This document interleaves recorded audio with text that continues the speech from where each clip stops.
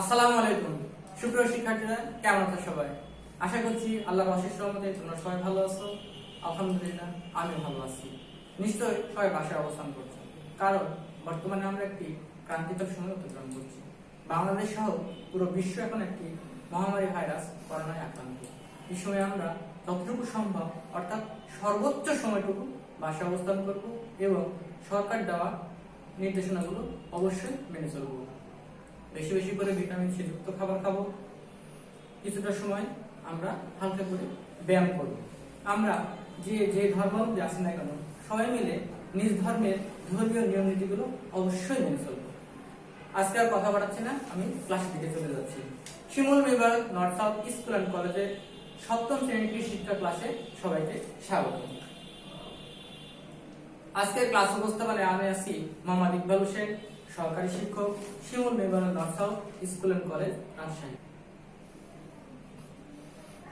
শিখন ফল। আজকে এই ক্লাসে আমরা যে বিষয়গুলো শিখব সেটা হচ্ছে উদ্ভিদের বংশবৃদ্ধি সম্পর্কে বলতে পারবে, প্রাণীর বংশবৃদ্ধি সম্পর্কে ব্যাখ্যা করতে পারবে, মুরগির ডিম ফোটানোর পদ্ধতি বর্ণনা করতে পারবে। আলোচ্য বিষয়, আমরা যে বিষয়গুলোর উপরে আলোকপাত করব সেই বিষয়গুলো আমরা একটু বলে নিই। তোমরা খাতায় আলোচ্য বিষয়টা অবশ্যই তুলে নেবে। আলোচ্য বিষয়টা কাছে কি আছে? উদ্ভিদের অঙ্গজ বংশবৃদ্ধি, অঙ্গজ চারা উৎপাদন, প্রাণীর বংশবৃদ্ধির প্রযুক্তি, ডিম ফোটানোর পদ্ধতি, প্রাকৃতিক ও যান্ত্রিক পদ্ধতি। এবার মূল আলোচনায় চলে আসি। প্রথমে আছে দেখো উদ্ভিদের অঙ্গজ বংশবৃদ্ধি। প্রত্যেকটি উদ্ভিদ তার বংশ বিস্তার করে। উদ্ভিদের বংশবৃদ্ধি প্রযুক্তির অবদান অনেক। সেই প্রযুক্তি প্রাচীন হোক কিংবা আধুনিক হোক, চালু প্রযুক্তির কোনোটির অবদানই কিন্তু অস্বীকার করা যায় না। প্রাচীন পদ্ধতিতে যেভাবে উদ্ভিদের বংশবৃদ্ধি বিস্তার করা হতো এবং আধুনিক যে পদ্ধতিতে উদ্ভিদের বংশবৃদ্ধি করা হয়, দুটো প্রযুক্তি কিন্তু খুব গুরুত্বপূর্ণ। অঙ্গ চারা উৎপাদন। অঙ্গ মানে কি?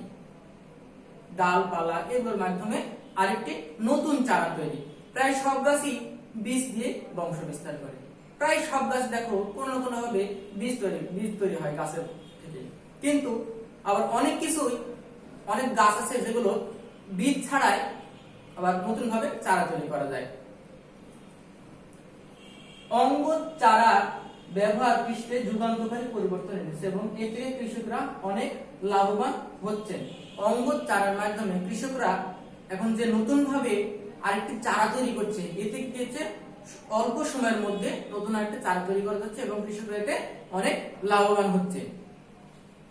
অঙ্গ চারা উৎপাদন প্রযুক্তির মধ্যে কর্তন বা সেট কলম, দাবা কলম, গুটি কলম, জোড় কলম এবং চোখ কলম প্রধান। অঙ্গ চারার প্রধান বৈশিষ্ট্য হলো বীজ বিশুদ্ধ মাতৃগুণ বহন করে, আর চারা গাছ থেকে তাড়াতাড়ি ফল পেতে হলে অঙ্গ চারা উৎপাদন পদ্ধতি জুড়ে নেই। অর্থাৎ একটা বীজ থেকে যখন আমরা সেটাকে চারা তৈরি করব, সেই চারাতে ফল দিতে কিন্তু অনেকটা সময় লেগে যায়। আর যখন আমরা কোনো অঙ্গের মাধ্যমে সেটা প্রতিস্থাপনের মাধ্যমে যখন আমরা নতুন একটা চারা তৈরি করছি, সেটাতে কিন্তু সময় কম লাগে এবং গাছের যে মাতৃগুণাগুণ সেই গুণাগুণটা অটুট থাকে এবং অল্প সময়ের মধ্যে কিন্তু আমরা সেই গাছ থেকে ফল পেতে পারি। সেজন্য এই যে অঙ্গ চারা উৎপাদন প্রযুক্তিটা কিন্তু বর্তমান সময়ে বেশ গুরুত্বপূর্ণ এবং আলোচিত একটি বিষয়। কর্তন বা সেট কলম।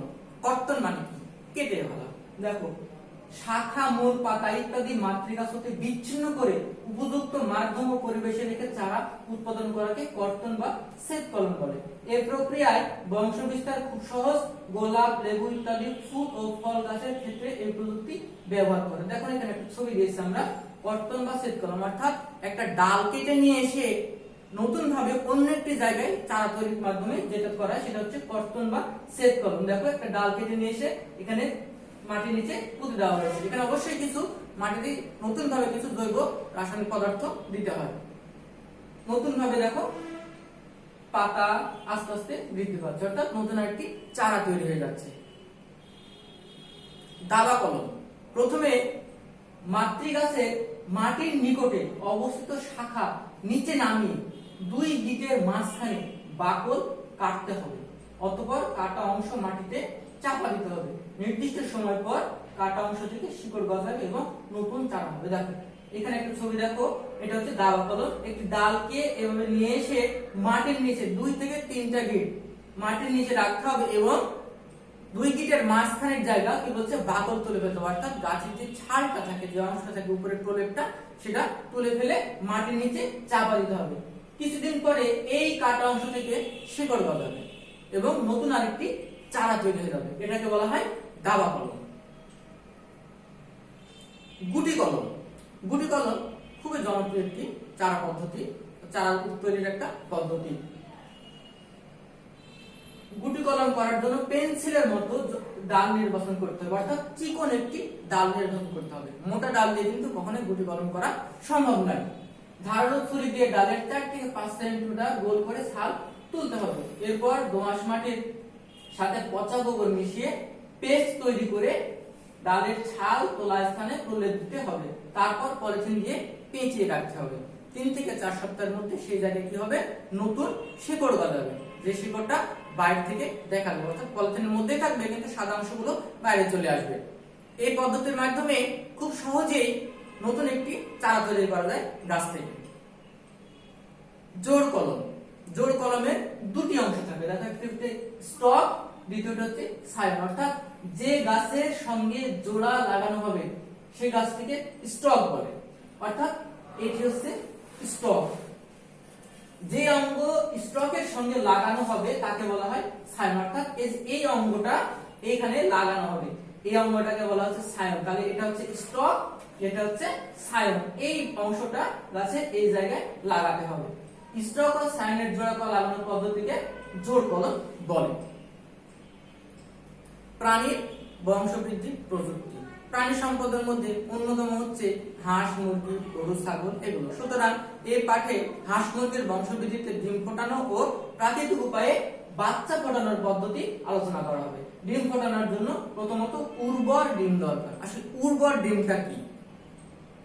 দেখো, ডিম বাছাইয়ের জন্য যে পদ্ধতিগুলো ব্যবহার করতে হবে, উর্বর ডিম মাঝারি আকারের ডিম হতে হবে, মোটা ও শক্ত খোসার ডিম, অর্থাৎ ডিমের খোসাটা হতে হবে শক্ত। ডিমের স্বাভাবিক রঙের ডিম হতে হবে, অর্থাৎ ডিমটা হবে স্বাভাবিক রঙের। মাঝারি আকারের ডিম, পরিষ্কার পরিচ্ছন্ন ডিম, ডিমটা অবশ্যই পরিষ্কার পরিচ্ছন্ন হতে হবে।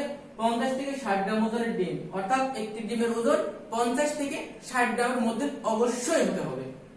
ডিমের বয়স গ্রীষ্মকালে 3 থেকে 4 দিন এবং শীতকালে 7 থেকে 10 দিন হতে হবে। ডিমের বয়স হতে হবে গ্রীষ্মকালে 3 থেকে 4 দিন আর শীতকালে 7 থেকে 10 দিন। এই সময়ের মধ্যে ডিমটা সংগ্রহ করে নিতে হবে। এগুলো হচ্ছে উর্বর ডিম। ডিম ফোটানোর পদ্ধতি। ডিম ফোটানোর 2টি পদ্ধতি আছে, একটি হচ্ছে প্রাকৃতিক আর একটি হচ্ছে যান্ত্রিক, অর্থাৎ মেশিন দিয়ে যেভাবে ডিম ফোটানো হয়। অনেকভাবে ডিম ফোটানো হয়, যেমন ইনকিউবেটর পদ্ধতি, প্রাকৃতিক পদ্ধতি। গ্রামের গৃহস্থ বাড়িতে প্রাকৃতিক পদ্ধতিতে ডিম ফোটানো, অর্থাৎ প্রাকৃতিক পদ্ধতি ব্যবহার করা হয়। প্রাকৃতিক পদ্ধতি মুরগির নিজের দেহে তাপ দিয়ে নিষিক্ত ডিম ফোটানোকে প্রাকৃতিক পদ্ধতি বলে। এই পদ্ধতি আমরা নিজেদের বাড়িতে দেখে থাকি, অর্থাৎ গ্রামে যাদের বাসা তারা এই বিষয়গুলো খুব ভালোভাবে দেখে থাকবে। দেখো, প্রথমত মুরগির জন্য ঝুড়িতে খড়কুটা দিয়ে একটি বাসা বানাতে হবে।